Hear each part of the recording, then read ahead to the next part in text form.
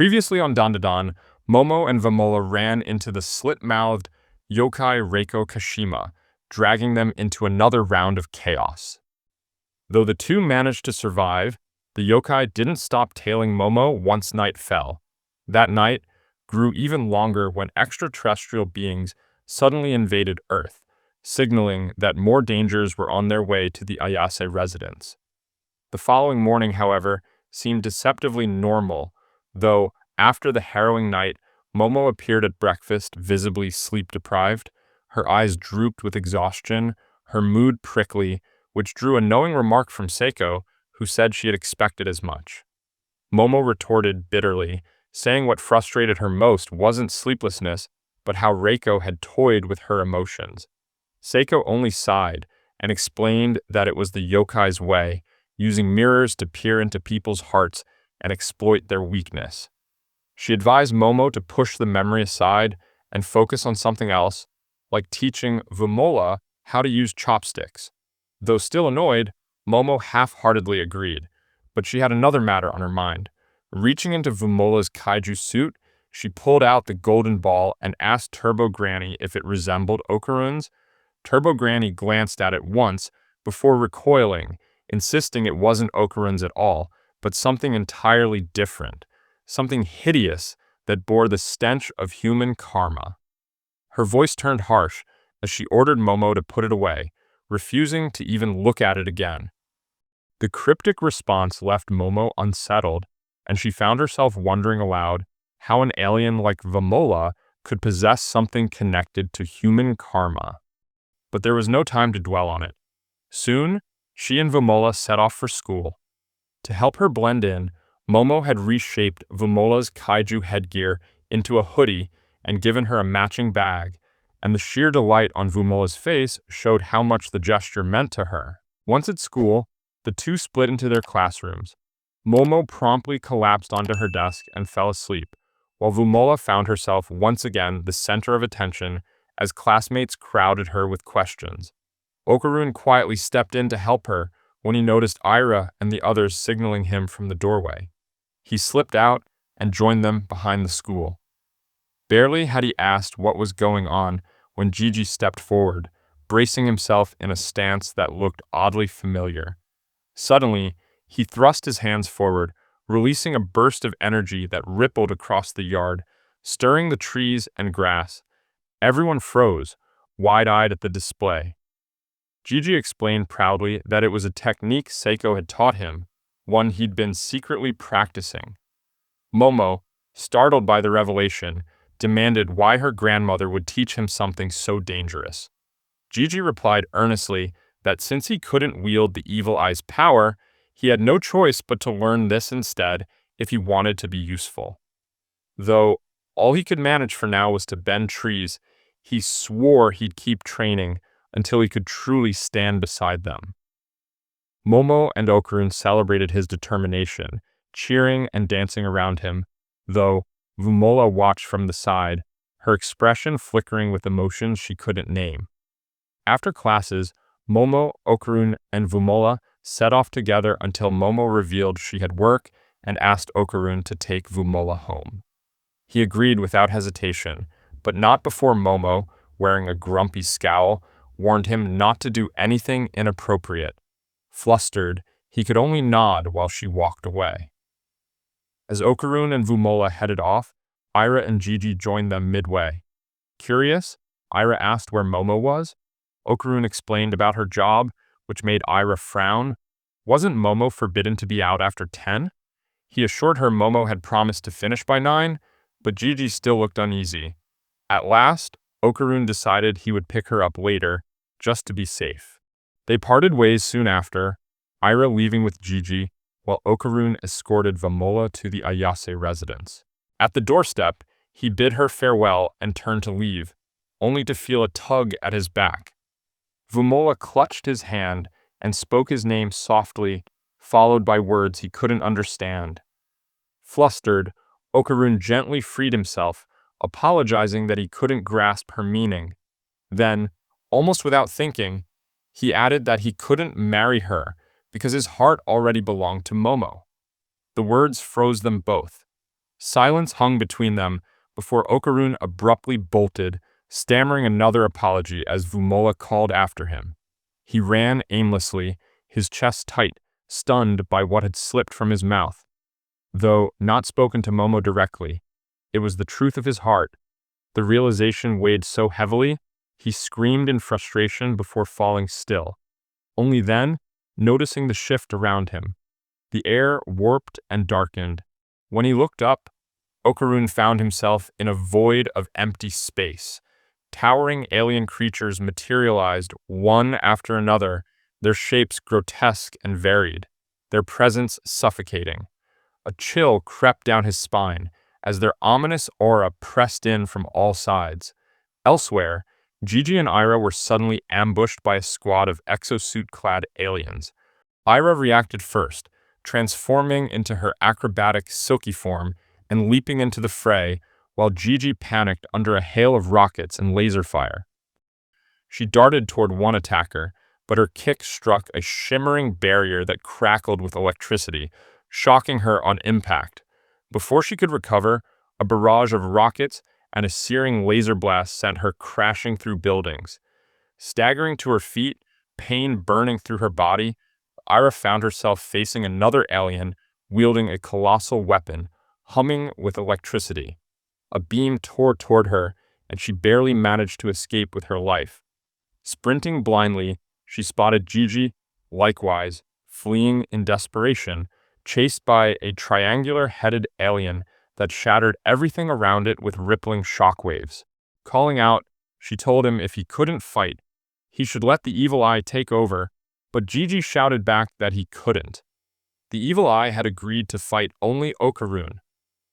Overwhelmed by the onslaught, Ira gritted her teeth, admitting she couldn't protect them both alone. Gigi, however, insisted on pulling his weight.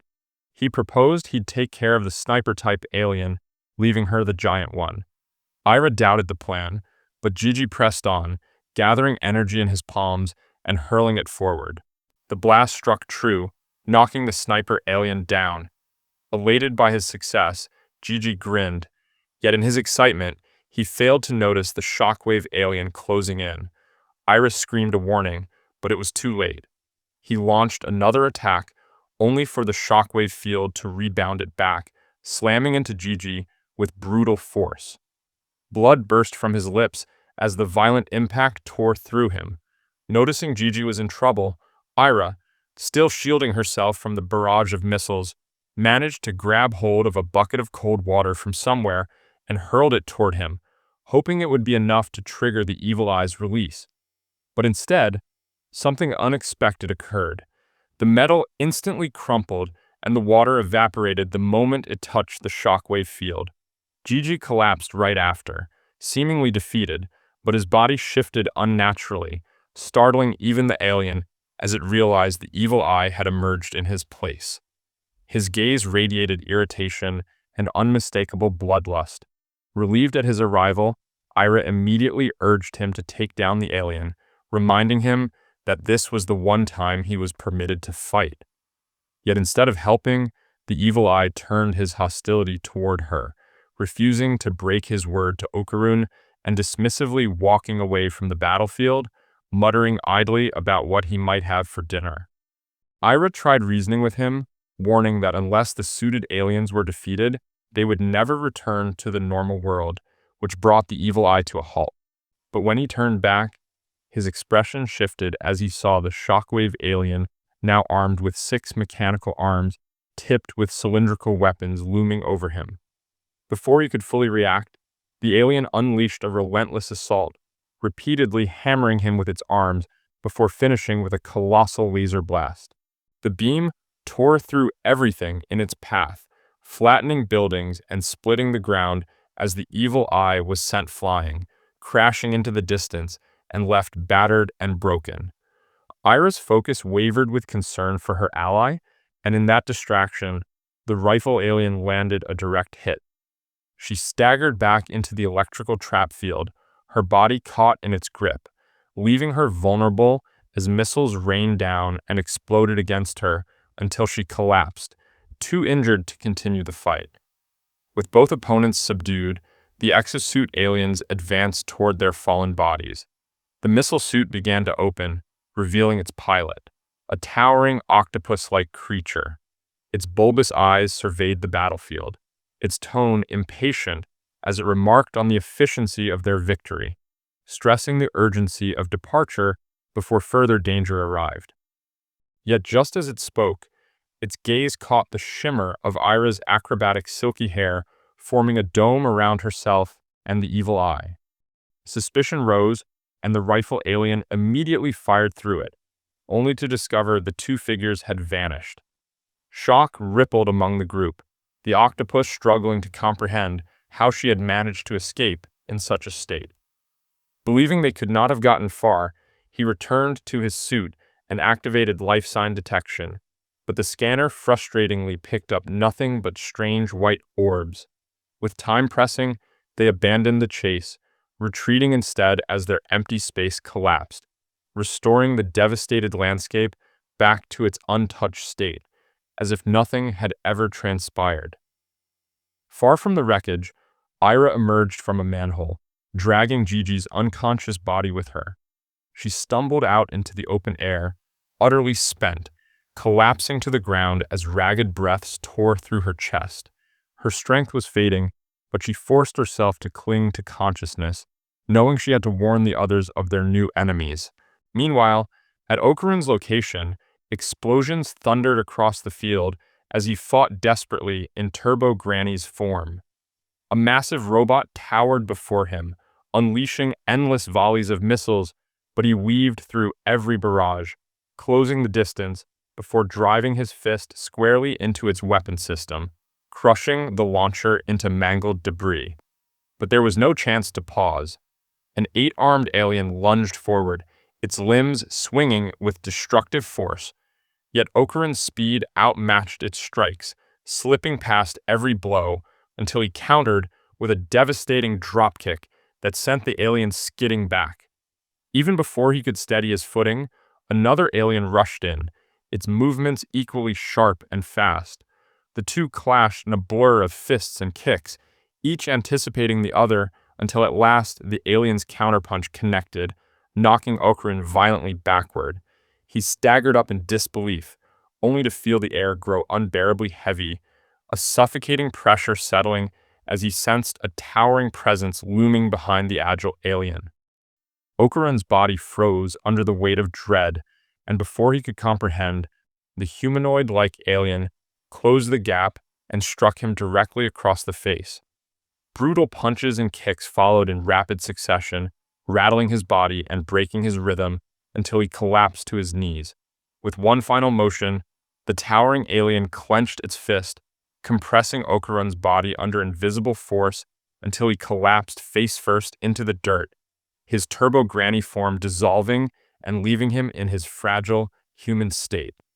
As the two aliens loomed over him, they acknowledged his remarkable speed despite lacking an exosuit, noting his resistance to the planet's crushing gravity. But time was short, and the towering one ordered the jewel to be extracted and the area cleared. Obeying swiftly, the 8-armed alien restrained Okarun's limp body while the humanoid brought forth the Serpoian apparatus, pressing it against his groin to extract the golden ball with its suction mechanism. With the task complete, the subordinate asked what should be done with the unconscious boy, to which the leader replied they would take him along to examine his internal anatomy. Decided, the exosuit aliens began their retreat, a triangular portal shimmering into existence before them. Yet just as they prepared to step through, a sudden flash cut through the chaos, and one of the aliens' arms was severed cleanly, dropping Okarun back to the ground. Shocked by the intervention, the exosuit aliens turned sharply toward the source of the attack, only to see the figure of Mr. Mantis Shrimp emerge from the dust. His form had shifted into its second stage, and he stood tall and resolute between them and the fallen Okarun, determined to shield him.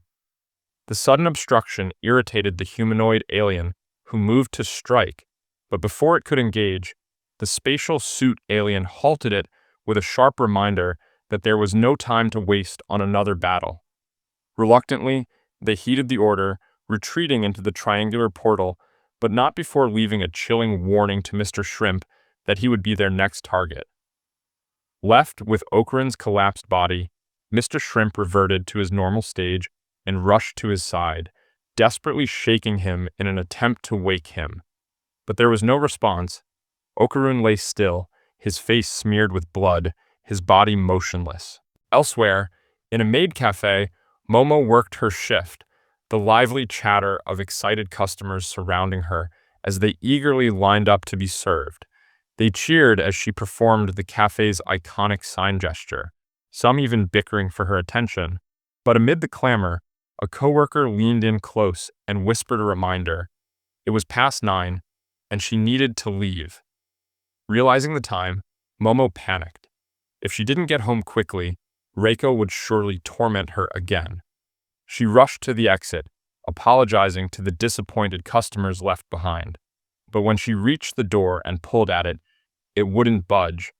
Assuming it was locked, she turned to ask for the key, only to freeze in shock. Dream Man stood before her. Then, as her eyes swept across the cafe, everyone bore the same face.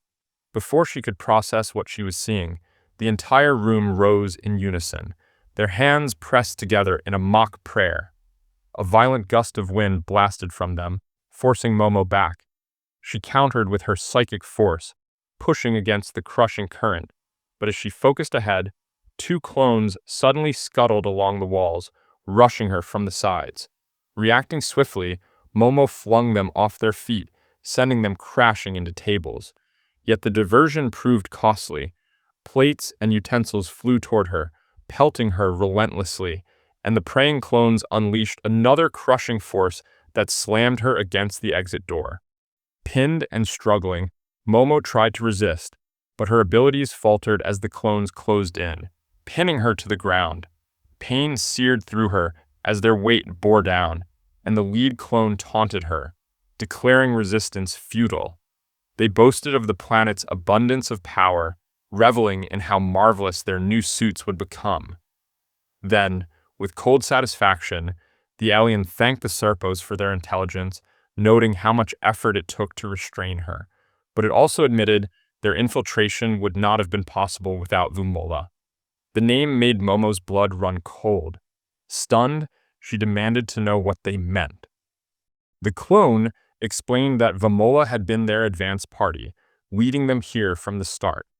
Momo's heart twisted in disbelief, unwilling to accept the claim, but she had no time to think. The clones prepared a drill, angling it to dissect her where she lay.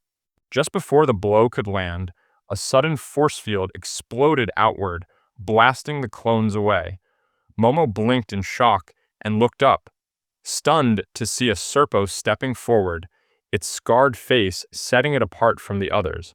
She could hardly believe a Serpo had come to her rescue, demanding answers in disbelief.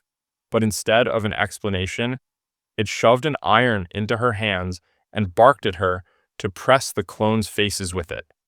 Confused, Momo questioned why she should trust a Serpo, but there was no time for answers.